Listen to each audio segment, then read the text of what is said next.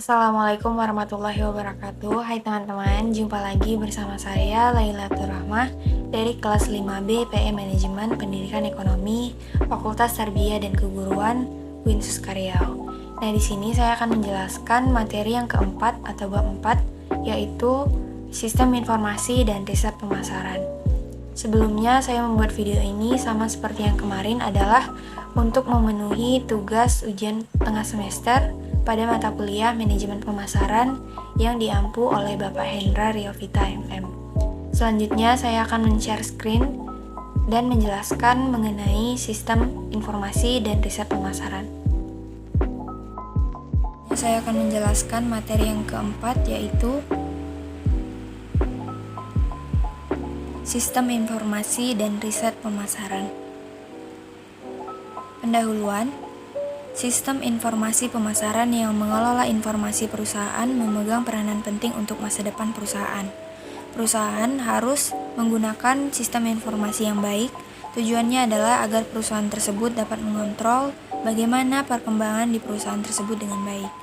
Riset pemasaran, perusahaan harus mampu meningkatkan kemampuan identifikasi konsumen, mengurangi risiko ketidakpastian dalam menjalankan bisnis, dan meningkatkan kemampuan perusahaan dalam menyusun rencana strategis marketing.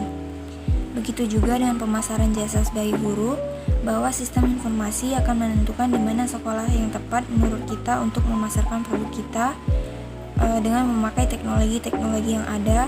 Kemudian melakukan riset pemasaran juga harus disusun secara strategis. Adapun rumusan masalah yang akan saya bahas di sini adalah: bila Anda menjadi guru, jelaskanlah sistem informasi dan riset pemasaran Anda. Tujuannya untuk mengetahui konsep dari sistem informasi dan riset pemasaran sebagai guru. Adapun tinjauan literatur yang pertama, sistem informasi pemasaran. Sistem informasi pemasaran atau marketing information system terdiri dari orang, peralatan, dan prosedur untuk mengumpulkan, memilah, menganalisis, mengevaluasi, dan mendistribusikan informasi yang diperlukan secara tepat waktu dan akurat kepada pembuat keputusan pemasaran. Yang kedua, yaitu adanya riset pemasaran.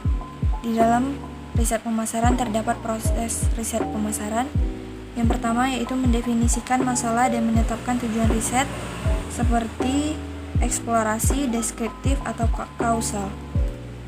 Yang kedua, mengembangkan rencana riset pemasaran.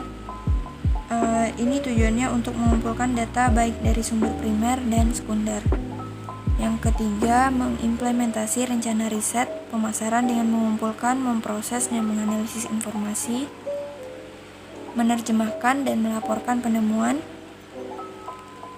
Selanjutnya, metode pengumpulan data. Yang pertama ada metode observasi, yang dimana di sini adalah informasi yang bersumber dari pengamatan situasi dan merekam perilaku konsumen dalam suatu pemasaran. Metode survei, informasi langsung bersumber dari responden melalui wawancara pribadi, tanya jawab yang berupa kuesioner atau wawancara melalui telepon. Wawancara tidak langsung, informasi ini bersumber dari diskusi kelompok yang dibentuk sehingga akan muncul informasi dari hasil diskusi yang dilakukan. Selanjutnya pembahasan sistem informasi pemasaran sebagai guru.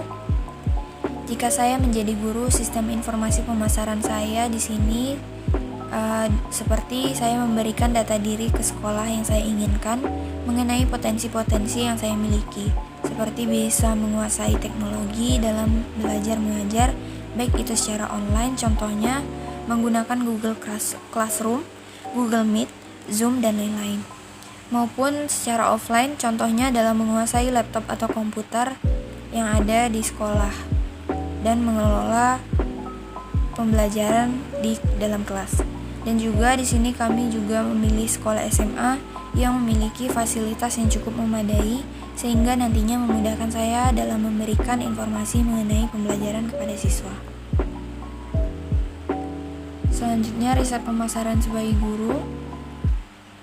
Di dalam proses riset pemasaran, merencanakan riset pemasaran yang dilakukan di mana nantinya akan dilakukan pada sekolah tingkat SMA.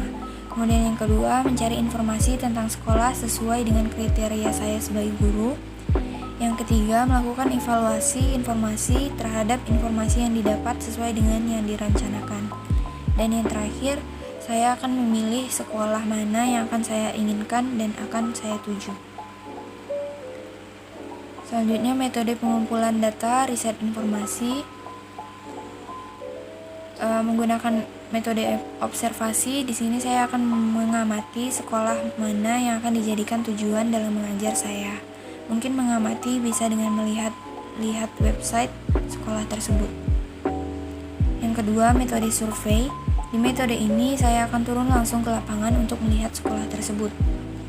Selanjutnya, wawancara tidak langsung, seperti dengan melakukan wawancara di sekitaran sekolah, seperti masyarakat di sekitar sekolah dan juga perangkat sekolah yang ada di situ. Selanjutnya, penutup. Kesimpulan saya, dengan menggunakan sistem informasi yang terkomputerisasi, perusahaan akan lebih mudah untuk berkembang dan mencapai target yang diinginkan oleh perusahaan tersebut. Dan juga dalam melakukan riset pemasaran yang dilakukan oleh perusahaan dapat membantu manajer pemasaran dalam melakukan identifikasi berbagai kelompok konsumen yang memiliki kesamaan perhatian dalam suatu produk maupun jasa. Saran saya, dengan adanya teknologi informasi, kita sebagai calon guru juga harus mampu menguasai kemampuan di bidang tersebut agar tidak mengalami ketertinggalan dan mampu mengembangkan kualitas diri sebelum mengajar di sekolah.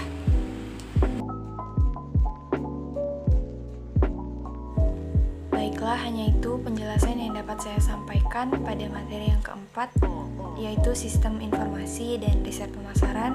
Semoga bermanfaat untuk kita semua, dan teman-teman jangan lupa untuk like, komen, dan subscribe. Saya akhiri dengan wabillahi taufiq wal hidayah. Wassalamualaikum warahmatullahi wabarakatuh.